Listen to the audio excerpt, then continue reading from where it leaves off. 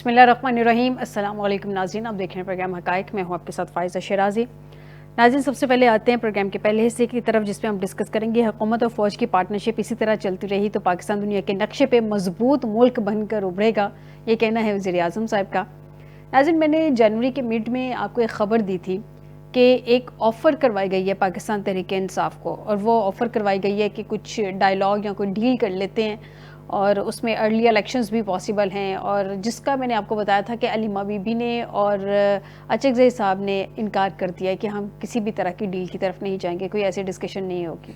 اب جو اطلاعات پہنچ رہی ہیں اس کے مطابق وہ ڈیل تھوڑا سا پروسیس میں آگے چلی گئی ہے۔ جو ایک سینئر بندہ جس نے کانٹیکٹ کیا تھا پاکستان تحریک انصاف سے، انہی کے ساتھ، چونکہ وہ یہ کہہ رہے ہیں کہ بہت ساری باتیں جب میڈیا پہ آ جاتی ہیں یا سوشل میڈیا پہ چیزیں سامنے آ جاتی ہیں تو پھر اس پہ اس طرح سے اثر رہتا نہیں ہے، تو ڈسکشن کہیں نہ کہیں چل رہی ہے۔ اب جو ہم تک ابھی لیٹسٹ جو اطلاعات پہنچی ہیں، ڈیل شاید آج یا کل میں پہنچ جانی چاہیے تھی یا شاید پہنچ گئی ہوگی، ابھی اس تک کی تو اپڈیٹ نہیں ہے کہ پہنچ گئی ہے یا نہیں، لیکن پہنچ جانی ہے آج کل میں۔ لیکن یہ بھی کہا جا رہا ہے کہ عمران خان کوئی ڈیل نہیں کریں گے۔ تحریک انصاف کے کچھ لوگ ہیں جو یہ چاہتے ہیں کہ ڈیل ہو جائے، معاملات ٹیبل ٹاک کے ذریعے ہی حل ہونے ہیں، لیکن کیا عمران خان اس بات کو مانیں گے یا نہیں مانیں گے؟ حکومت کے بھی ماشاءاللہ جو طور طریقے ہیں یا طرز سیاست ہے وہ بھی انوکھی ہے۔ اگر عمران خان کی کوئی آنکھ کا مسئلہ ہوا تھا تو اعتماد میں لیتے اور بتا دیتے عمران خان کا مسئلہ، یہ جو ایک نان ایونٹ کو ایونٹ بنا دیا جاتا ہے، یہ بھی حکومت کا خاصہ ہے۔ بہرحال جی، اس سب پہ بات کریں گے پروگرام کے پہلے حصے میں، کیونکہ وزیر اعظم صاحب کو تو لگ رہا ہے کہ بہترین پارٹنرشپ چل رہی ہے، جو کہ ابھی تک چل رہی ہے، لیکن دوسری جانب یہ جو ڈیل کی باتیں کی جا رہی ہیں جس میں یہ کہا جا رہا ہے کہ 1.5 سال ارلی الیکشنز بھی کروا لے جائیں گے حکومت کے اپنے ٹینیور سے 1.5 سال پہلے، تو یہ معاملات کدھر جا رہے ہیں، اس سب پہ بات کریں گے پروگرام کے پہلے حصے میں۔ اور ساتھ ساتھ یہ جو گٹر کے ڈھکن لگانا وزیر اعلیٰ کی نہیں، یو سی کی ذمہ داری ہے، جو رانا ثناء اللہ صاحب نے اس پہ جسٹیفیکیشن دی ہے۔ اس سب کے علاوہ ناظرین، ابتدائی رپورٹ بھی آ گئی ہے، تحقیقاتی رپورٹ بھی آ گئی ہے، اور اس کے مطابق متاثرہ خاتون بچے اور شوہر کو 6:47 پہ داتا دربار کے قریب شاپنگ کرتے ہوئے دیکھا گیا، اور تینوں رات 7:22 پر داتا دربار کے سامنے پہنچے تھے۔ بہرحال جی، یہ ایک لمبی چوڑی رپورٹ ہے، اس میں بھی بات کریں گے۔ ایک آڈیو میسیج ہے جس پہ بھی ڈسکشن چل رہی ہے کہ آڈیو میسیج کے مطابق ریسکیو 1122 پوری رات ریسکیو آپریشن کرتی رہی اور اس وقت آپریشن نہیں چھوڑتے جب تک تحقیقاتی ادارے بتا نہ دیں کہ یہ جھوٹ ہے یا سچ ہے۔ ملی جلی افواہیں صاحب کے سامنے آ رہی ہیں۔ بہرحال جی، وزیر اعلیٰ نے سخت ایکشن کا حکم دے دیا ہے۔ کل بھی جب ہم لائیو آ رہے تھے اس وقت بھی جو ہے وہ اعلیٰ سطحی اجلاس چل رہا تھا جس میں خاصی کلاس لے رہی تھی سی ایم صاحبہ، اور کل میں نے اپنے پروگرام میں ان کو اپریشیٹ بھی کیا تھا۔ اس پہ کریں گے پروگرام کے پہلے حصے میں، اور پروگرام کے دوسرے حصے میں دیکھیں گے کہ ایران کی اور امریکہ کی یہ جو کنفلکٹ میں جانے کی صورتحال ہے یہ کہاں تک پہنچی ہے۔ خدا نہ خواستہ کہیں زیادہ ایشو تو سیریس نہیں ہونے جا رہا۔ پروگرام کے پہلے حصے میں ہمیں جوائن کیا راجہ Qamar ul-Islam Sahab, member national assembly P M L N, بہت شکریہ راجہ صاحب آپ کا ہمیں جوائن کرنے کے لیے۔ عبداللہ ملک صاحب ہیں، سینئر انالسٹ ہیں، بہت شکریہ ملک صاحب آپ کا ہمیں جوائن کرنے کے لیے۔ سردار نزاکت پاکستان پیپلز پارٹی کے سینئر رہنما، بہت شکریہ سردار صاحب آپ کا بھی۔ آپ سے بھی جانیں گے کہ گل پلازے کے حوالے سے اب موجودہ حکومت کا آپ کی کا کیا پلان ہے۔ سب سے پہلے آ جاتے ہیں راجہ صاحب کی طرف۔ راجہ صاحب، مجھے یہ بتا دیجیے، حکومت اور فوج کی پارٹنرشپ اسی طرح چلتی رہی تو پاکستان دنیا کے نقشے پہ مضبوط ملک بن کر ابھرے گا؟ ماشاءاللہ جی، ہم دعا گو ہیں، اور ابھی پاکستان ایک مضبوط ملک کے طور پہ سامنے آ بھی گیا ہے۔ پاکستان کس خطے میں بڑی اہمیت بن گئی ہے، خطے میں طاقت کا توازن، یہ جو مئی 2025 کی جنگ تھی اس کے بعد بالکل یکسر تبدیل ہو کے رہ گیا ہے۔ اب یہ جو ڈیل کی باتیں کی جا رہی ہیں، ذرا یہ تو بتا دیں ڈیل میں کیا یہ آفر کر رہے ہیں آپ لوگ؟ دیکھیں، یہ جیسے پچھلے کچھ عرصے میں کہانی جو سازی کا فن ہے اور جو پلاٹ بنانا کسی ڈرامے کا، یہ سوشل میڈیا کے تو ذرا زیادہ بڑھ گیا، کیونکہ کوئی چیز جو عام روٹین کی ہوتی ہے وہ زیادہ اس کی ریڈنگ بھی نہیں ہوتی، اس کی ویورشپ بھی نہیں ہوتی، تو یہ ساری قصے کہانیاں ہیں، کوئی ایسی چیز نہ ادھر سے ہے نہ ادھر سے ہے۔ اچھا ویسے راجہ صاحب، آپ کے بڑے سینئر رہنما رانا ثناء اللہ صاحب بڑے ریسپیکٹڈ ہیں، یہ جب خبر سامنے آئی تھی تو ایک نجی ٹی وی چینل نے ان سے انٹرویو میں یہ بات پوچھی تھی کہ کوئی ڈیل چل رہی ہے، تو انہوں نے اس بات کو ایگری کیا تھا کہ ہاں جی، لیکن یہ ہے کہ بہت ساری باتیں ہم میڈیا پہ یا سوشل میڈیا پہ ابھی نہیں بتا رہے ہیں، تو انہوں نے تو اس بات کو ایگری کیا تھا کہ کہیں نہ کہیں کوئی بات چل رہی ہے۔ آپ کہہ رہے ہیں کوئی بات ہی نہیں چل رہی۔ جی میں گزارش کروں گا نا جی، دیکھیں بات یہ ہے کہ جہاں تک مذاکرات کا تعلق یعنی بات چیت کا تعلق ہے. یہ ڈفرینٹ اس کے فیزز آئے. ہمیشہ حکومت نے آفر کی، ہائیسٹ لیول سے کی، درمیانے لیول سے کی، ٹاک شوز میں بھی کی، پارلیمنٹ ہاؤس میں بھی کی، کیبنٹ کی میٹنگز میں بھی پرائم منسٹر نے جو بات کی اس کو بھی، وہ بھی آن ریکارڈ ہے. یہاں ایک ایک لفظ زیر زبر کے ساتھ لکھا جاتا ہے. پھر آپ دیکھیں کہ اپوزیشن کی طرف سے بھی متعدد مواقع، اپوزیشن کے کچھ رہنما جو لاہور میں ان کے حوالے سے بھی باتیں آئیں. پھر کچھ جو وہ لوگ جن کا پارٹی سے تعلق نہیں رہا لیکن پارٹی کے ساتھ ان کی وابستگی ضرور موجود ہے، تو انہوں کی طرف سے بھی یہ باتیں آئیں اور اس خواہش کا اظہار کیا گیا. لیکن سوال تو صرف ایک ہی ہے اس ساری بات چیت میں کہ کیا وہ ویٹو نہیں ہو جاتی بات چیت کی ہر خواہش. ابھی ہم سن رہے ہیں کہ وہ اس انٹینٹ کا اظہار کر رہا ہے. جب بھی کوئی غلطی کرتی ہے تحریک انصاف تو پھر اس غلطی کو درست کرنے کے لیے کوشش کرتی ہے، اس کو کہیں بھی ڈیل میں نہیں رہنا. جو مثلا انہوں نے استعفے دیے 2014 میں اسمبلی میں اور پھر بعد میں اسمبلی میں واپس آ گئے. اسی طرح ابھی کمیٹیز سے انہوں نے اپنی غیر حاضری جو شروع کی اور کمیٹیز کا بائیک آؤٹ کیا. آپ سن رہے ہیں کہ اچکزئی صاحب کے لیڈر آف اپوزیشن بننے اور راجہ ناصر عباس کے بننے کے بعد کچھ یہ ان کے اندر ڈیولپ ہو رہا ہے کہ ہم نے بڑا نقصان کر دیا، کہ کمیٹیز میں ہی تو ایکچولی وہ حکومت کے لیے کوئی رکاوٹ پرابلم پیدا کر سکتے ہیں یا انپٹ دے سکتے ہیں، تو اس سے وہ باہر آ گئے. تو اس قسم کی چیز کو اگر مکس کر کے تو اس کو کوئی ڈیل کا یا کوئی ایسی چیز نام دیا جائے تو وہ تو راجہ صاحب چلیں ہم دیکھ لیتے ہیں آنے والے دنوں میں امید ہے کہ یہ چیز بھی کھل کے آ جائے گی سامنے. بہرحال چلیں ابھی اپنا میڈیا پہ ڈسکس کریں. مان لیتے ہیں کہ کچھ کمپلشنز ہوتی ہیں. سردار صاحب سے جانتے ہیں، پھر عبداللہ صاحب سے دونوں کی بات پہ انالیسس لیتے ہیں. سردار صاحب مجھے یہ بتا دیں، یہ جو ابھی کہا جا رہا ہے کہ ایم کیو ایم خوش نہیں ہوگی، کھالیں جمع کرنے اور کھینچنے والوں سے امید نہ رکھیں، مرتضیٰ وہاب صاحب نے یہ سٹیٹمنٹ دی ہے. سر یہ کس سنس میں دی ہے؟ یہ جو انہوں نے فیڈرل ٹیریٹری کی بات کی ہے اس پہ آپ لوگوں کا یہ موقف سامنے آیا ہے، یا آپ لوگوں کو ویسے ایم کیو ایم کو لگ رہا ہے کہ معاملہ تو آپ لوگوں کی کوئی خاص سیٹل رہتے نہیں ایم کیو ایم کے ساتھ، اس سنس میں آپ یہ بات کر رہے ہیں؟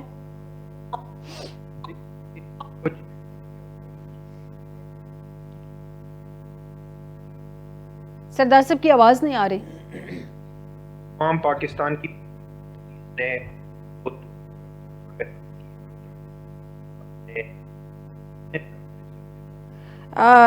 سردار صاحب آپ کی آواز نہیں آ رہی ہے، ہم اس کو فکس کرنے کی کوشش کرتے ہیں. عبداللہ صاحب ایک تو میں نے ڈیل کی بات کی ہے جس کو راجہ صاحب نے بڑے احسن طریقے سے گول سا کر کے مجھے جواب دے دیا ہے. مانتے ہیں کہ کچھ کمپلشنز ہوتی ہیں لیکن ڈیل ہے، خبر ہے میرے پاس. تو آپ کیا دیکھ رہے ہیں کہ پی ٹی آئی اس ڈیل کو ایکسیپٹ کر لے گی اگر اس طرح کی کوئی ڈیل دی جاتی ہے جس میں کہا جاتا ہے کہ سال 1.5 سال پہلے ہو سکتا ہے کوئی ارلی الیکشنز کروا لیے جائیں حکومت کے ٹینول کے. دوسرا اس میں یہ بھی ہے کہ خان صاحب کے کیسز میں کچھ بہتری آ جائے عدالتی طریقے سے، اس میں بھی کچھ نرمی آ سکتی ہے. دیکھیے اگر ہم ماضی کا حالات دیکھیں تو ہر دور میں، ہر برے سے برے دور میں جو بیک ڈور ڈپلومیسی ہوتی ہے وہ چلتی رہتی ہے.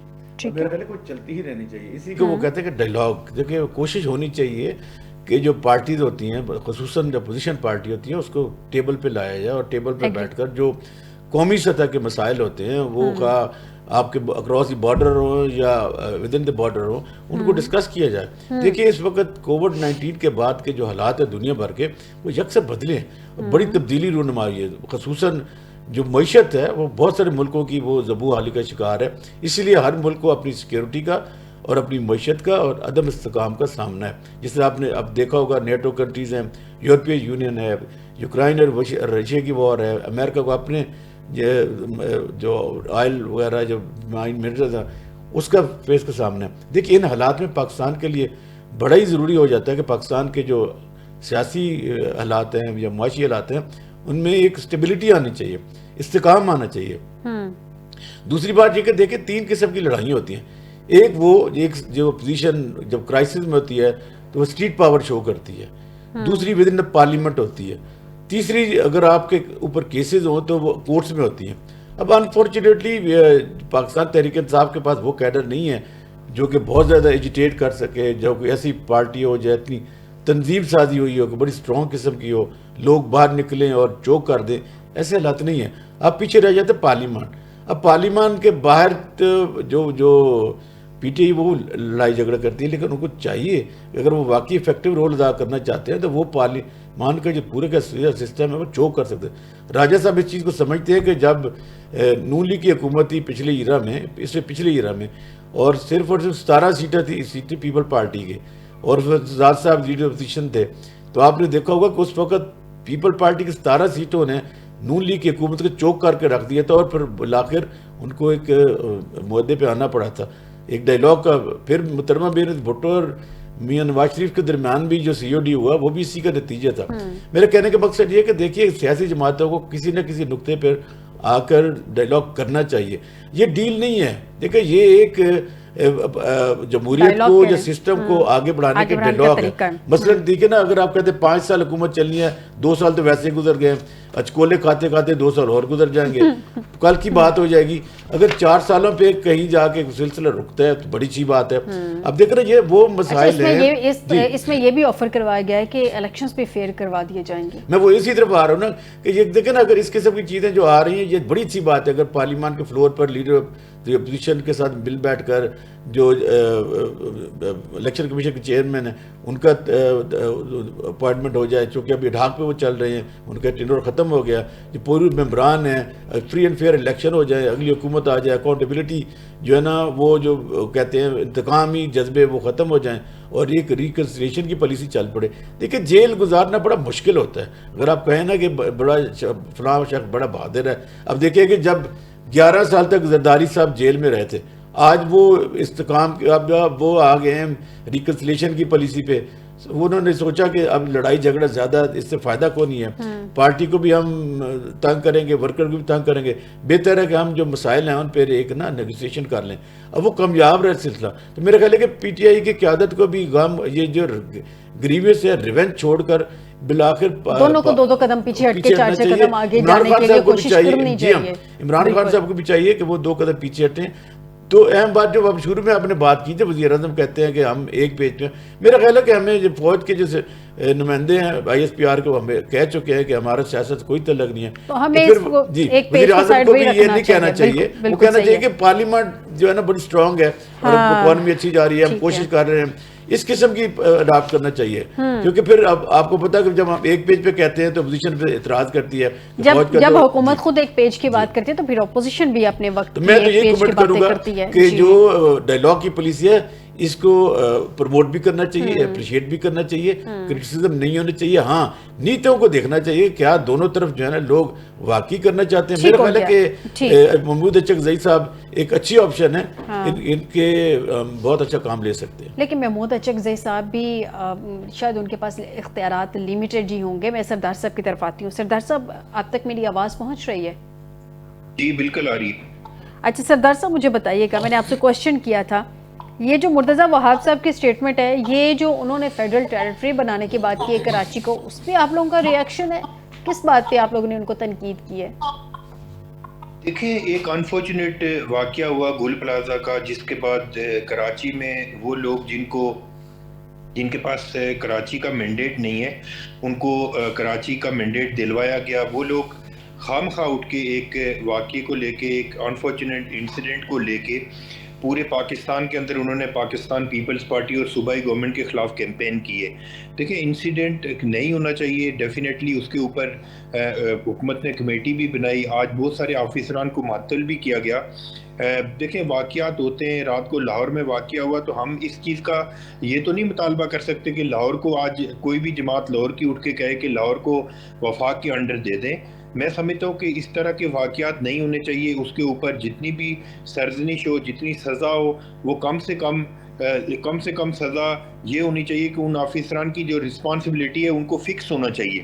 لیکن ایم کیو ایم کے ہمارے دوست اگر کراچی میں کوئی بھی واقعہ ہو جائے تو وہ اس کو وہ فوری طور پہ وہ وفاق میں کے حوالے کرنے کی بات کرتے ہیں، کبھی وہ صوبہ بنانے کی بات کرتے ہیں، کبھی کوئی بات کرتے ہیں، کبھی کوئی بات کرتے ہیں۔ تو مرتضی وہاب صاحب نے اب جو بات کی ہے وہ اسی بنیاد کے اوپر کی ہے کہ ظاہر ہے ایک صوبائی گورنمنٹ ہے، ایک سٹی ڈسٹرکٹ گورنمنٹ ہے ہماری، یہاں پہ بلدیہ عظمیٰ کراچی کام کر رہا ہے، سارے ادارے کام کر رہے ہیں، لیکن ایم کیو ایم کے دوست انفارچونیٹلی پتہ نہیں کس کے اشارے پہ کام کر رہے ہیں اور کس کے سر ابھی تو آپ نے کہا کہ سیٹیں ان کا مینڈیٹ نہیں تھا تو ان کو سیٹیں دلوا دی گئی، تو پھر آپ کو بھی پتا ہونا چاہیے کہ وہ کس کے اشارے پہ کام کر رہے ہیں. آپ کی وہاں پہ حکومت ہے، آپ زیادہ بہتر جانتے ہیں سر. یہ دونوں پارٹیسپینٹ میرے ساتھ بیٹھے ہوئے، عبداللہ صاحب بھی بیٹھے ہوئے، یہ بہت ویل اویئر آدمی ہے، ان کو بھی پتہ ہے کہ کراچی کا mandate basically M Q M کے پاس نہیں ہے. ایم کیو ایم کے ان لوگوں کو انفارچونیٹلی اسمبلی میں پہنچایا گیا جن کی کونسلر بننے کے بھی ان کے پاس ووٹ نہیں تھے اور کیپیسٹی نہیں تھی، ان کو اسمبلی کے اندر پہنچا کے ایک خام کراچی کا جو مینڈیٹ تھا. سردار صاحب ایک اور بات بتا دیجیے گا، آپ فیڈرل ٹیریٹری کی بات پہ تھوڑا سا، میں نے اس دن بھی کہا تھا کہ پیپلز پارٹی کا ریئیکشن آئے گا اس پہ فیڈرل ٹیریٹری کے حوالے سے. وہ آج مرتضیٰ وہاب صاحب نے تنقید بھی کر دی. ابھی آپ بھی کہہ رہے ہیں کہ کبھی صوبہ بنانے کی بات کرتے ہیں، کبھی ٹیریٹری کی، فیڈرل ٹیریٹری کی بات کرتی ہے انہوں نے.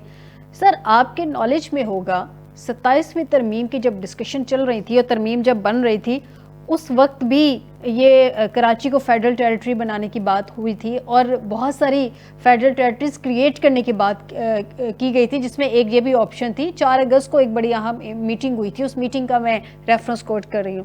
لیکن اس کے بعد پھر یہ ڈیسائیڈ ہوا تھا، اس میں جو اطلاعات مجھ تک پہنچی تھی، ہم تک پہنچی تھی، کہ جناب یہ کہا گیا کہ اس کو تھوڑا سا پوسٹ پون کر دیتے ہیں، ابھی بہت سارے فرنٹس اوپن کرنے کی ضرورت نہیں ہے، بعد میں دیکھیں گے. 28ویں ترمیم اب سر پہ کھڑی ہے، وہ بھی آ رہی ہے. تو یہ آپ کو نہیں لگتا کہ ایم کے اسی کانٹیکس میں بات کریں تو آپ کے تو نالج میں پہلے سے یہ چیز ہونی چاہیے تھی؟ دیکھیں ایسی کوئی بات ڈسکشن نہیں ہوئی کہ کراچی کو فیڈرل ٹیریٹری میں دے دیا جائے یا کوئی اس طرح کی کوئی ڈسکشن بھی نہیں ہوئی. اور میں ایک چیز آپ کو انشور کر رہا ہوں کہ پاکستان کے آئین کے اندر جو بھی چیزیں اگر صوبہ بنانے کی یا کسی ادارے کسی شہر کو فیڈرل ٹیریٹری میں دینے کی بات ہوگی تو وہ آئین اور قانون کے مطابق ہوگی. ہم ایم کیو ایم کے جو دوستوں کا صوبہ بنانے کا مطالبہ ہے، ہم کہتے ہیں کہ ٹھیک ہے آپ اس کو اسمبلی کے اندر لے کے آئیں، جو پروسیجر ہے اس کو اڈاپٹ کریں، جو آئین کے اندر درج ہے اس کے مطابق اگر وہ صوبہ بنانا چاہتے ہیں تو بالکل بنا لیں. لیکن میں ایک چیز بتا دوں کہ کراچی سے کشمور تک یہ بے شک یہ ریفرینڈم کرا لیں یا کچھ بھی کروا لیں، اس طرح کی کوئی سچویشن نہیں ہے. انفارچونیٹلی جو بھی ہوتے ہیں، دیکھیں نا، رات کو میں مریم نواز صاحبہ کو بہت اپریشیٹ کرتا ہوں کہ رات کو جو انہوں نے اس واقعے کے اوپر ریئیکشن دیا ہے، ہمیں بڑی کہ ایک بڑے انرجیٹک طریقے سے انہوں نے ریپلائی کیا اس چیز کو. اگر خدا نہ خواستہ اس ساری پریکٹس کے باوجود اگر لاہور کی کوئی پارٹی اٹھ کے کہے جس کے پاس مینڈیٹ بھی نہ ہو کہ لاہور کو وفاق کے انڈر دے دیا جائے یا لاہور کو الگ سے صوبہ بنا دیا جائے، تو یہ بڑی مذائقہ خیز بات لگتی ہے. سیم اسی طرح کراچی میں یا سندھ کے اندر کوئی بھی انفارچونیٹ انسیڈنٹ ہوتا ہے تو اس میں فوری طور پہ پوائنٹ سکورنگ کے طور پہ ایم کیو ایم کے لوگ استعمال کرتے ہیں. اور آپ کو یاد ہوگا کہ جو یہاں پہ جو ایم کیو ایم کی دہشت گردی اور انتہا پسندی تھی جس میں 50-100 لوگ روز یہ لوگ مار دیتے تھے، اس وقت تو انہوں نے کوئی فیڈرل ٹیریٹری کی بات نہیں کی، اس وقت تو وفاق کو انٹروین کرنے کی کبھی کوئی بات نہیں کی. پھر بلدیہ فیکٹری کے اندر 265-70 لوگوں کو انہوں نے بتے کے چکر میں جلایا، اس وقت تو انہوں نے کوئی فیڈرل ٹیریٹری کی بات نہیں کی. ٹھیک ہے سر، یعنی کہ آپ کے خیال میں یہ سیاست کر رہے ہیں جو کہ اس موقع پہ سیاست نہیں کرنی چاہیے. کیونکہ مجھے بریک کی طرف جانا ہے، اس سے پہلے میں راجہ صاحب سے ایک پوائنٹ جان لوں. اسی وجہ سے ہے کہ وہ پیپلز پارٹی کے خلاف پوائنٹ سکورنگ کریں اور صوبائی گورنمنٹ کے خلاف پوائنٹ سکورنگ. ٹھیک ہو گیا، آپ کا پوائنٹ آ گیا. میں ملک صاحب آپ کی طرف آتی ہوں. جی آپ نے بات کر لی طرح. میں راجہ صاحب میں یہ کہنا چاہ رہا تھا کہ دیکھیے بات یہ ہے کہ آپ کو حقیقت پسندی سے بالکل کام لینا چاہیے تھا، ڈیفینسو ہونے کی ضرورت نہیں تھی، اگریسو ہونے کی ضرورت نہیں تھی. دیکھیے 80 سے زیادہ جانیں گئی ہیں. اب دیکھنے کی بات یہ ہے کہ ہمارے ملک میں جو ادارے ہیں راجہ صاحب ان کی کیپیسٹی اتنی نہیں ہے. اب آپ کو اس کے ڈیفینسو نہیں، چونکہ یہ پرانا ایک سسٹم ہے، گلیاں بڑی تنگ ہیں اور جو پرانی چیزیں بنی ہیں. حکومت کی بھی غلطی ہے، حکومت کو دیکھنا چاہیے تھا. آپ پہلے دن ہی نا کہتے ہیں کہ ٹھیک ہے جی ہم جوڈیشل کمیشن انکوائری کمیشن بنا دیتے ہیں. بالکل صحیح ہے. تو معاملات اس طرف نہ جاتے. راجہ صاحب مجھے یہ بتائیے گا، راجہ صاحب آپ کی طرف آتی ہوں، مجھے یہ بتائیے گا کہ مریم صاحبہ نے ایکشن تو لے لیا ہے، لیکن کیوں سر ایسا لگتا ہے کہ ہمارے شہروں کا انفراسٹرکچر جو انسانی جانوں کے لیے قبرستان بنتا جا رہا ہے؟ جس بھی شہر کو دیکھ لیں یہی صورتحال آلموسٹ مورلیس ہے، کسی میں زیادہ ہے، کسی میں کم ہے، کسی میں کسی اور طریقے سے ہے. کراچی کو دیکھ لیں، ابھی ویسے سندھ کو دیکھ لیں، پنجاب میں اب یہ واقعہ پیش آ گیا لاہور میں.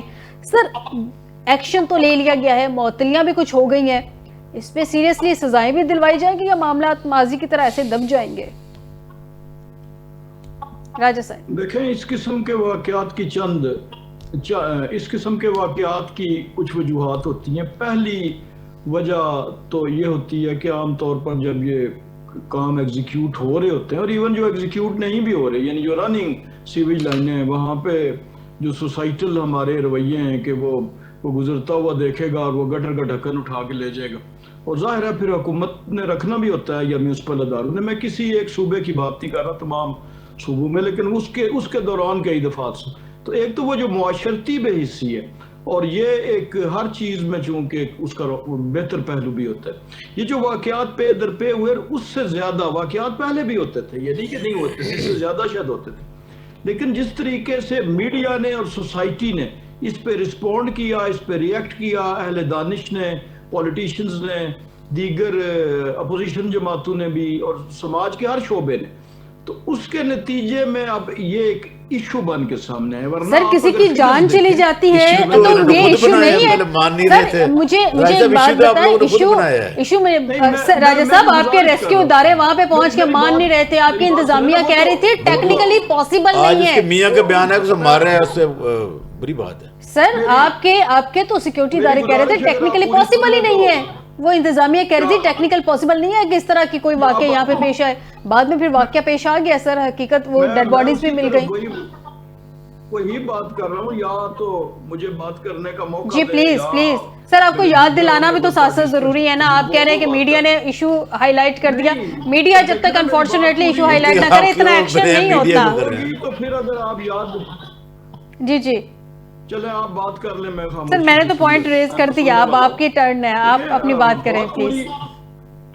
بات پوری کرنے کے بعد اگر آپ ریز کریں گے تو پھر تو میں بخوشی. سر ساتھ ساتھ پوائنٹس لیتے ہیں نا, پی ایم ایل این والے پریس کانفرنس ہی سمجھتے ہیں اس کو, ساتھ ساتھ پوائنٹس چلتے ہیں. مجھے بریک کا بار بار کہا جا رہا ہے, میں بریک سے واپسی پہ آپ سے اس کا جواب لیتی ہوں. ناظرین ایک چھوٹے سے بریک کی طرف جاتے ہیں, واپس آتے ہیں تو راجہ صاحب سے جانتے ہیں کہ کیا جسٹیفیکیشن ہے اس بریک کے بعد.